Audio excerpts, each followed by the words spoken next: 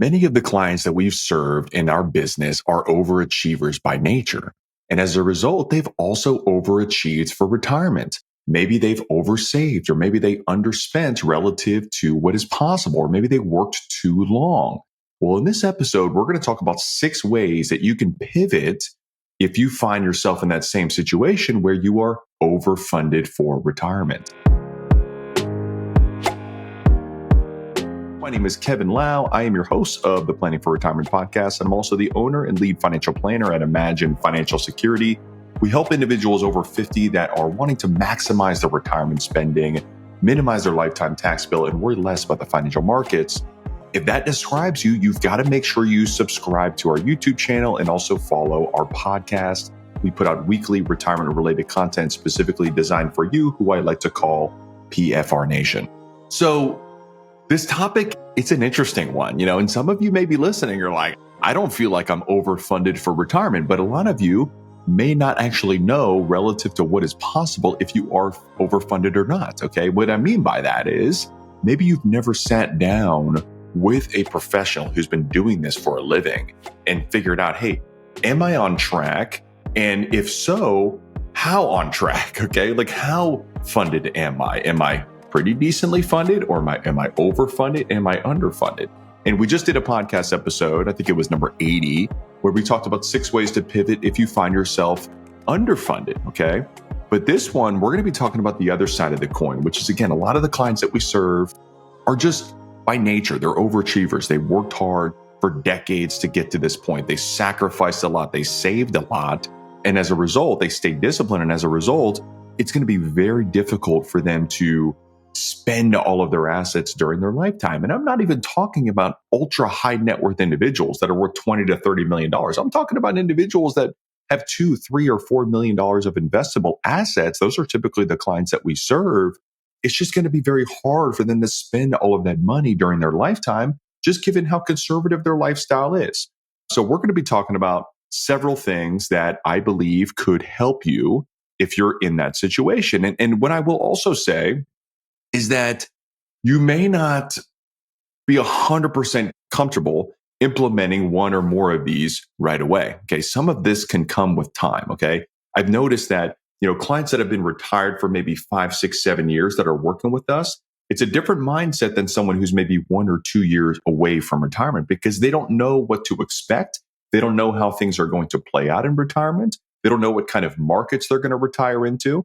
Someone retiring into a 2000 to 2010, very different from 2010 to 2020. 2000 to 2010 was the lost decade, where U.S. equities were actually flat, slightly negative for that 10-year period. It's never happened before, okay? But it did during that 10-year period because we had 2 major crashes during that time, the Great Recession as well as the dot-com bust.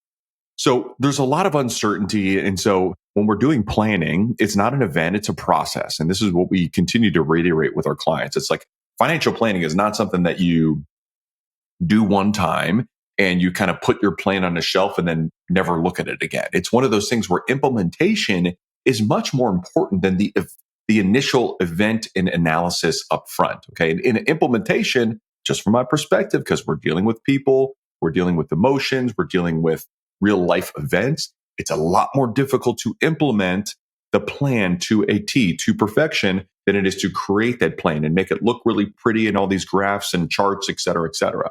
So I say that, in short, financial planning is a process, and that process can evolve as you enter and go through retirement, maybe that first handful of years, or maybe it takes you 10 years to get to that point where you're like, you know what? I'm pretty comfortable with how things are going. And actually my portfolio has gone up 2x since I retired 7, 8 years ago. And I've still done all the things that I want to do when I want to do them. So that is where we want to get our clients to. Okay. But it takes longer for some. And so many of you may be listening that are in your 50s and you're about to retire. Maybe you're 1 or 2 years away from firing your boss. You're like, I don't know how this is going to play out. Some of these things that you're talking about may not apply to me, but I'm telling you right now, you should be listening to this because you need to know what is possible. You need to know what levers you can pull in order to optimize this next chapter. Before we get into the topic, there's another thing I want to talk really quickly about. And it's this concept I've read And Dan Sullivan is an author. He's the founder of Strategic Coach. He's a business coach, coaches executives, entrepreneurs. I gotta say, I gotta feel like he's in his mid 70s at this point in time, but I've been reading his books for the better part of a decade plus. And I've had several mentors use his coaching in the past. And I really love his books in general. Okay. Great author. If you're into executive coaching and you're into entrepreneurship and you like those types of concepts, I highly recommend checking out Dan Sullivan's books. But one of the books that I read about 18 months ago really just slapped me right in the face. And that was the book, The Gap and the Gain. I'm going to repeat that again, The Gap and the Gain. The concept first, the gap is essentially where most successful people are living all the time. Okay. You're thinking about where you are as it relates to where you want to be in the future. Okay. So let's take my business as an example. When I'm starting my business, here's where I am, revenue, number of families that we serve, and here's where we want to go. And you think about business planning, that's a natural thing to do. Every quarter, I want to review where we are relative to where our goals are. Okay. So I'm constantly looking at and measuring against where I'm going in the future, not where I am currently, but where I am relative to where we want to go in the future. The gain is measuring backwards. It's actually measuring where you are today as it relates to where you've come from. So instead of me thinking all the time, and I'm not saying don't set goals, don't look forward, but instead of doing that obsessively, looking at where I am today as it relates to where our business was a year ago or 2 years ago or 3 years ago. And the reason it just hit me like a ton of bricks is because I'm always living in the gap. Okay. Ever since I was a little kid, just thinking about goal setting. Here's what I want to achieve on the soccer field. Here's what I want to achieve in the weight room. Here's what I want to achieve in football. Here's what I want to achieve in GPA. Here's the school I want to get to. Here's the SAT scores I want to achieve. Here's the next job I want to get. Here's how much money I want to make coming out of college.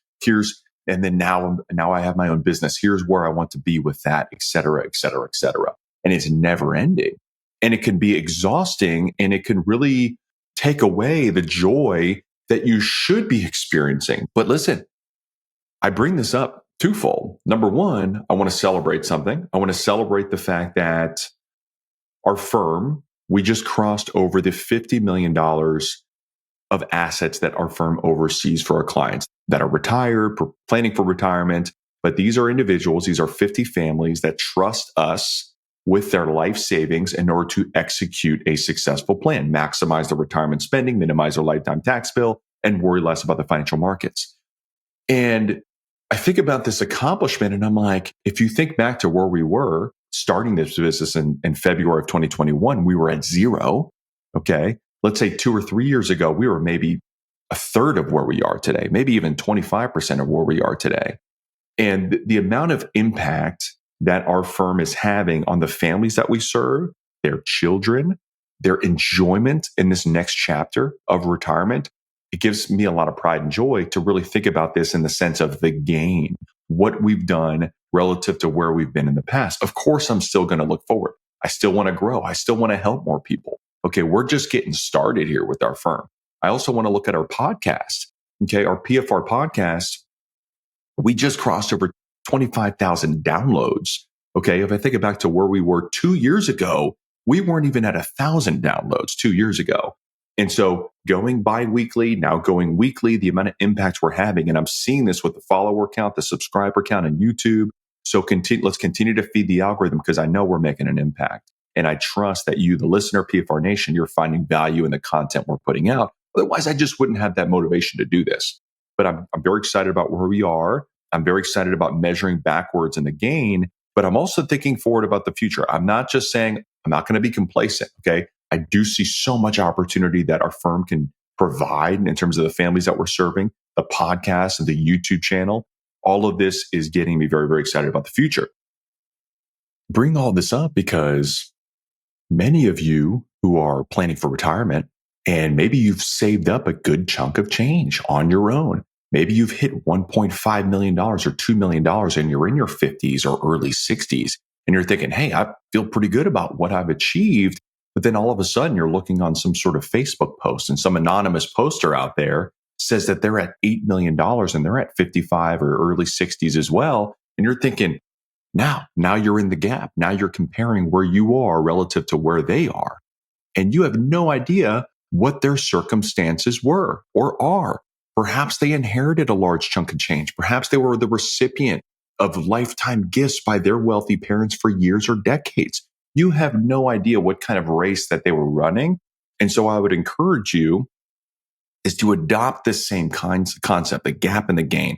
It doesn't have to just apply to business. It can also apply to your personal life, to your finances, okay? Or travel. That's another thing is social media. There's so much living in the gap on social media because you might see, hey, my buddy just took this golf trip to Scotland, St. Andrews, and da-da-da-da-da. Why can't I do that? Well, listen, you probably can, okay? Especially if you're listening to this podcast, you probably have that capacity to do so.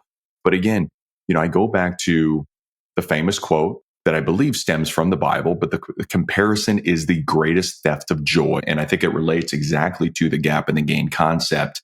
And I just wanted to share that with you all because I do know that this kind of stuff is going on, okay? And I want you to know that if you can measure your current situation backwards, where did you come from? Did you make sacrifices for decades or years before you even were able to start saving for retirement? Or maybe your spouse was a stay-at-home and you were just trying to scrap together enough money to pay the bills, let alone save for retirement. But then once you hit 35, 40, then you're able to start getting aggressive with your retirement savings and catch up. And all of those blood, sweat, and tears that you put in to get to that $1.5 million number that you're at today. Okay. That's measuring in the gain. And listen, I'm still guilty of this. I read the book twice now, and I am still guilty of this one, is living in the gap. And, with my kids, with my wife, with my personal life, with my finances, with my business. And as long as I think the most important thing is you can have a name for it. That's my favorite thing I took away from this book is like, I can call that something. And, I can realize I live in the gap so much. It's like it's in my DNA just because I've been, we're all kind of performance driven, performance, carrot and stick. I'm more of a carrot person. Give me dangle a carrot. I'm going to go chase that. And so many of us are wired the same way.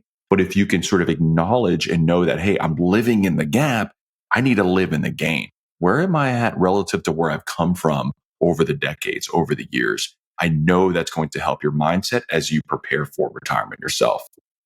So first of all, this topic is probably something I've sprinkled along the way with many, many episodes, but I wanted to organize it and consolidate it into one episode and call it this.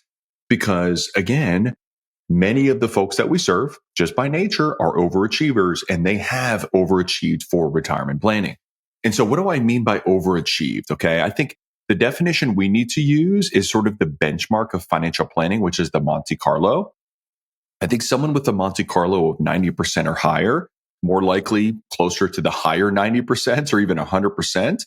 And what the Monte Carlo means is essentially out of the 1,000 simulations or hypothetical trials resulting from different varying rates of returns, how many of those trials did that individual need to make an adjustment to their lifestyle? And if you're at 100%, there were no scenarios in the stress test where you had to make any adjustments. If you were at 90%, 10% of those trials, you had to make some sort of adjustment. So 100 out of the 1,000. Okay.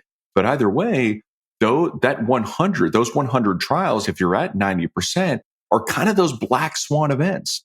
Okay. Not saying that they're not going to happen, but it's very, very unlikely that they will happen. And planning for something that's not very likely could absolutely result in underspending, working too long, taking on unnecessary risks, et cetera, et cetera, et cetera.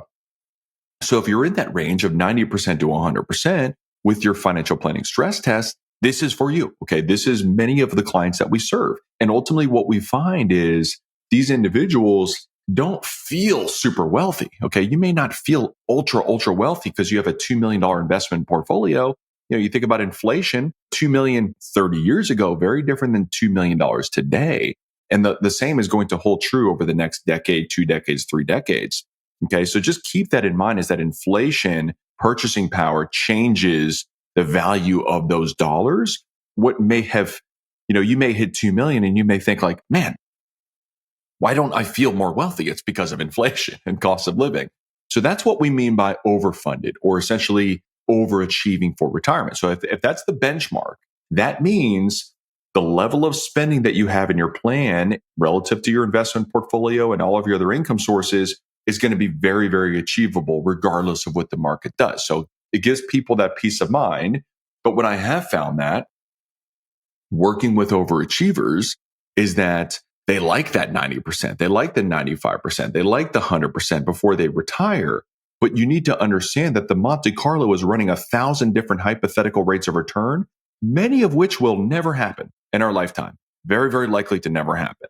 And that's why we look at the median trial number 500, to kind of figure out, okay, what's the benchmark and what's the portfolio going to be valued at the end of your life? And so that's another number to look at too, is, okay, we've got the Monte Carlo, but what about the ending portfolio value? Let's use the same example of someone who's got 1.5 million today, or maybe $2 million today.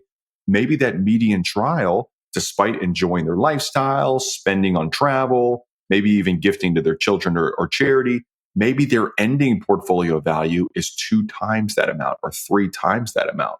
While on the surface, you may think, hey, that's a win. What that resulted in was potentially opportunities that they missed out along the way while they were living, because that median ending capital number is based upon the amount left over when you're dead.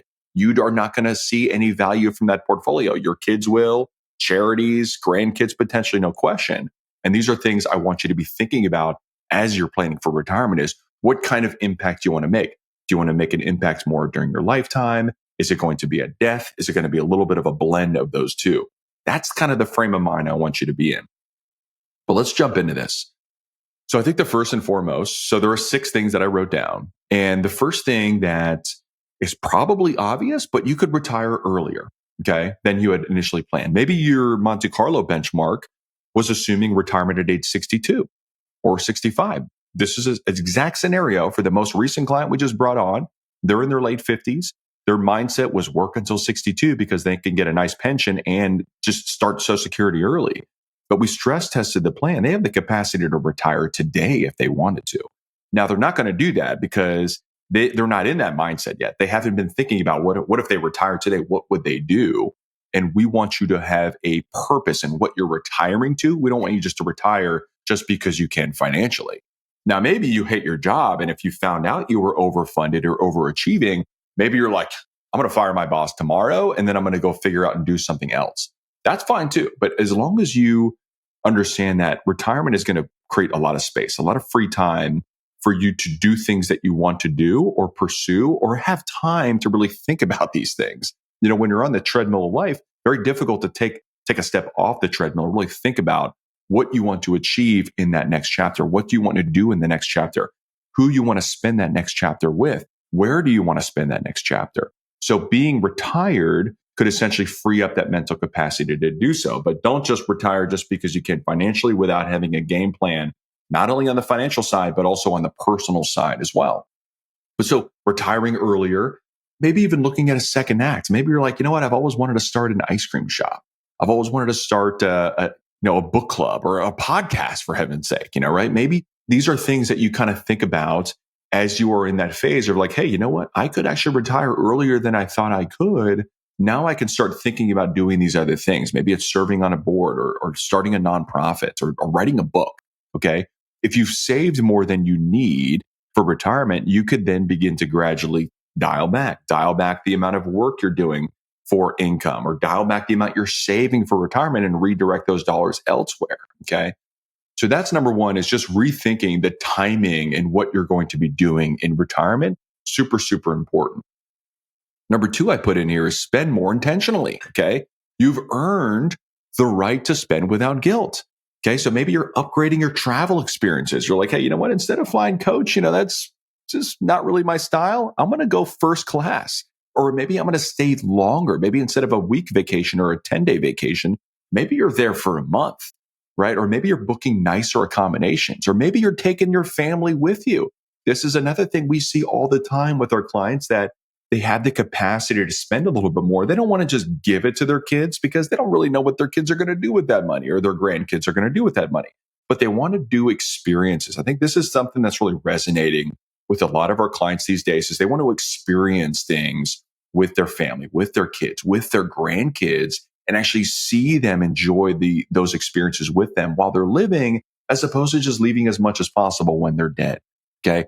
Giving with a warm hand versus a cold one doesn't have to just be giving them money. It could be providing those experiences and paying for those experiences during your lifetime.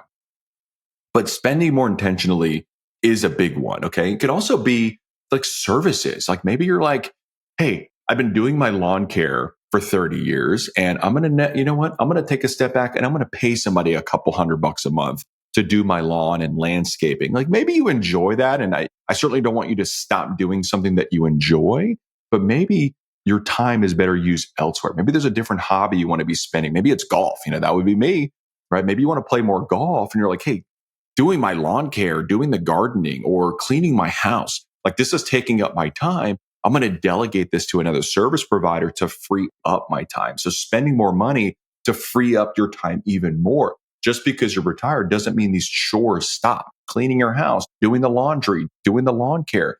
These little services could also provide some value. And if you've oversaved, maybe you can allocate some of your funds to hire a housekeeper or to hire someone to do the landscaping, et cetera, et cetera. So just kind of get the wheels turning, whatever that means for you. I think spending more intentionally is one of the big ones that we see a lot of our clients love to take advantage of. Okay, number 3, this is going to be interesting. This is going to be related to investment risk. Actually, the next 2 are related to investment risk. And number 3 is take more risk with your investments. Okay, so you might be thinking, what are you talking about, Kevin? Like if I've achieved what I need to achieve, why would I want to take on more risk? Well, perhaps because you can. Okay, simply you have the capacity to take on more risk, and you're not worried about, hey, if the market crashed and it was down for a period of time, maybe it was down for 5 years, which is, by the way, longer than the Great Recession. The Great Recession took just over 4 years to recover. So maybe you're thinking, hey, you know what? If the market crashed and it was down for 5 or 6 years, it's okay. Even in the Monte Carlo, we have enough money to satisfy our income and lifestyle goals. We don't need to change our lifestyle. So therefore, we could take on more risk because over the long haul, 10, 15, 20, 30 years, we can earn a much greater rate of return, which could then increase the amount of impact we can make during lifetime as well as at death. Having more money to spend, having more money to give. Maybe it's to family, maybe it's to charities, maybe it's at death. So taking more risk would be the first thing related to the investment allocation because you have the capacity to do so based on your spending relative to your actual income sources and your investable assets. The other side of the coin, number 4, is actually take on less risk. So this is sort of where most people go. It's like, hey, you know what? If I've won the game, stop playing, right? And I think this is totally appropriate. If you're overfunded, if you've overachieved for retirement, you've earned that right. We call this risk capacity. You have the capacity to take on as much or as little risk as you'd like. So if you're in that mindset, you're like, you know what, Kevin? I've been on the roller coaster of the markets for the last 30 years. I've been through the ups and downs. I know how the game works. Okay. I understand. You don't want to panic when the market's down. You don't want to get too high in the highs either. Okay. But at the end of the day, I just feel like I'm done with the volatility. I want to see my portfolio's achieved a certain level and I want to just kind of preserve that over time, maybe keep pace with inflation. So maybe you take back or you dial back the amount of risk that you're taking because you've won the game. You've earned that right to do so. Both of those are completely appropriate. And I think this is a better place to be than the other side of the coin where it's like, hey, you're underfunded and you must take on more risk than maybe you're comfortable with in order to achieve the desired returns that make your financial plan work. That's not a good scenario, especially for someone who's conservative from a risk tolerance standpoint. So matching up the risk tolerance with the risk capacity. And if you're overachieved, if you're overfunded, you could do either. You can take more or less risk, somewhere in between. Do whatever you want to do. Okay. You've earned that right. Number 5 is gifting more during lifetime. We've talked about this before. We've talked about annual gifting. We've talked about sort of giving with the warm hand versus a cold one. We've talked a little about experiences even. Okay. But I think this is one that we definitely see that's very, very common, especially after our clients have been retired for a few years. We've got a client that's been retired for 10 years. Now they're getting aggressive with their annual gifting because they're realizing they didn't believe me at first. When I told them, I said, hey, Mr. and Mrs. Client, you have more than enough money to satisfy your lifestyle and even your discretionary expenses. So not only your needs, but also your wants and wishes. Okay. So now they're believing because they've experienced it. This is going back to sometimes it takes a little while for people to get comfortable with this, but now they're in the position where they're like, you know what? If we continue on this trajectory, our portfolio is going to continue to go up and up and up, and which is fine, but we'd rather give it to our kids now because they're in their 40s, they're in their 50s, their grandkids are approaching college age or going into college at this point in time. Their kids and their grandkids could probably use it more now. So potentially doing some annual gifting. And the max for 2025 is $19,000 per year per gifter per recipient. So what that means is if you have a married couple and with one beneficiary, you can gift that beneficiary $38,000 combined between both spouses. And if you have multiple beneficiaries, then you would multiply that amount by however many beneficiaries you have. And that amount can be gifted without filing a gift tax return, okay, a gift tax form. And so that's important to notice because you could also gift more if you wanted to. The lifetime maximum that you can either leave at death or gift during your lifetime is $14 million with no estate taxes due. Okay, so if you do decide to gift more than the annual gift max, it's just going to be subtracted by that amount. Now, there's obviously a lot of talk about legislation that's going through Congress right now. It's on the Senate floor, and it's the one big beautiful bill. And the question is, will the amount revert back to the old amounts, which is going to be $6 million and some change? Still nothing to sneeze at. And this is, again, per person. So if you have a married couple, 14 million times two, we're getting close to $28 million. Whereas back in 2017, when the Tax Cuts and Jobs Act passed, it was in the neighborhood of about $6 million. So again, it could revert back to the old rule, or it could essentially be made permanent or just get extended. We'll see what happens there. But the point is, you have the capacity to either give or leave these dollars without paying significant taxes due. Now, what I'd say is, if your plan is to do some lifetime gifting, I'd highly encourage having some really thoughtful and really intentional conversations about what your beneficiaries are going to do with these gifts. What is your intention? Why are you giving them money during lifetime? Okay. And teaching some of these life skill sets that you've learned and that you've applied to your own scenario to get to where you are today, to have that ability to give dollars during your lifetime. Teach your beneficiaries this. Don't just give them $19K and say, hey, Merry Christmas. That would be nice. But teach them the lessons behind that $19,000. Why are you gifting the funds? What would you love for them to do with those dollars? Okay. What kind of impact do you want to make during your lifetime and also as a legacy? And this will really teach you what your beneficiaries are going to be doing. What kind of steward are they going to be with the funds that you leave them? If you find out, hey, you know what, I gifted these dollars for college education for your son or daughter, but all of a sudden you turned around and you bought a Rolex, like that could be a problem, right? And so, and it may not even be just your children. It may be your in-laws, right? Your daughter-in-law, your son-in-law. So it's not just about your children or grandchildren. It's also those other individuals that are part of the family that you may not have blood relations to, and they may not have the same mindsets. They were raised by a different set of parents. They may not have the same values or skill sets that you've hopefully instilled with your own children. Okay. But gifting more during lifetime, and it could also be to charity. Let's say you don't want to gift to your kids anymore, or you don't have children. Maybe, you're in a situation where you're like, you know what, I've already paid for undergrad, for private school, for law school, for med school. I've already done enough. I've gifted them money for a wedding and a down payment, all of these things. You know what? I'm going to leave a little bit at death, but I also want to start giving to charity. Or maybe you want to do both. Okay. There are plenty of opportunities for charitable giving. Donor advised funds is one of my favorite tools to utilize, where you can bunch your gifts. So maybe you do some gifts, but maybe it's not enough to get over that standard deduction amount. You can do some annual gifting and bunch those in 1 year and put it into a donor advised fund that qualifies for that tax deduction. And you can get that tax deduction in that current tax year. And then you can spread out the gifts as you see fit. And it doesn't even have to be one charity. It could be multiple charities that donor advised fund is writing checks for. So donor advised fund, one of my favorite charitable tools. And if you're over the age of 70 and a half, one of my favorite ways to give then is the qualified charitable distribution, where you can gift up to, I think it's $107,000 in 2025 to a qualified 501c3 directly from your IRA without paying taxes. So traditionally, if you took money out of a traditional IRA, you're going to get hit with a tax bill. Well, in this case, distributions that go directly to the charity are not going to be taxable. And better yet, if you're taking required minimum distributions, again, going back to the overfunded mindset, maybe you've saved enough and you don't need all of your money in your IRA, but you know what?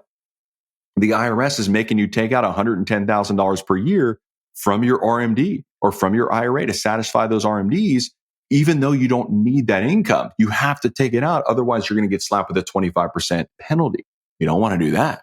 So ultimately, the QCD, the qualified charitable distribution, can reduce that RMD dollar for dollar up to that 107 amount. So super powerful. We see a lot of our clients doing this, and oftentimes it's multiple charities. Maybe it's 5 or 6 charities that they really love, and they want to spread out a couple of $1,000s a year to each and donate a sizable amount to charity and making that lifetime impact. Because again, you think about charity, do they need your money now or 20 years from now when you're dead?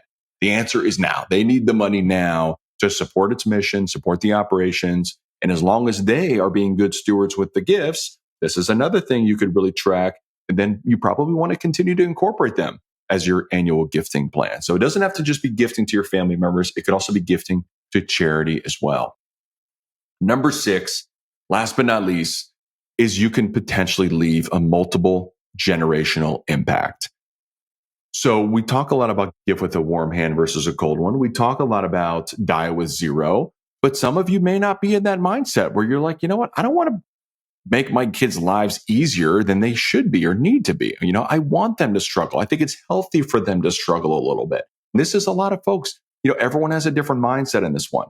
And, I see some people out there, they really want to make their kids' lives as easy as possible. And they do things that are kind of borderline enabling. And that's why I did that podcast episode about enabling versus helping your adult children.